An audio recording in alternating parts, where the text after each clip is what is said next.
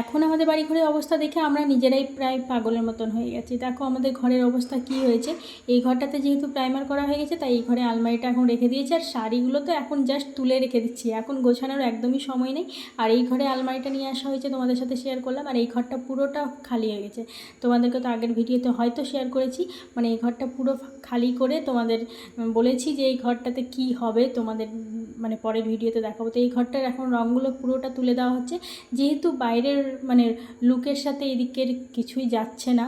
মানে ওইদিকে পুরো সাদা হয়ে আছে আর এদিকে রঙটা মানে জাস্ট কেমনই একটা লাগছিলো। তো ভালো এই ঘরটা পুরাতন ঘরটাকে একটু ভালো করে নতুন করে নিই, তো এটাকেও মানে ওয়ালপট্টি করা হবে। আর এই রঙগুলো জানো তো উঠে উঠে আসছে, ঘরটা অনেক দিনের তো তাই রঙগুলো আর থাকছে না, তাই ভাবছি সমস্তটা রঙ তুলে একবার পট্টি করে নেবো। তো মাঝে একটু ব্রেক নিয়ে নিচ্ছি, আর এদিকে বর্মশাই আমি কাজে লেগে পড়েছি। কারণ কি বলতো, যেহেতু বাইরে সমস্ত কাজ কমপ্লিট হয়ে গেছে, এবার এই ঘরটাতে করার জন্য আমাকে না হলে আবার অনেক দিন অপেক্ষা করতে হবে।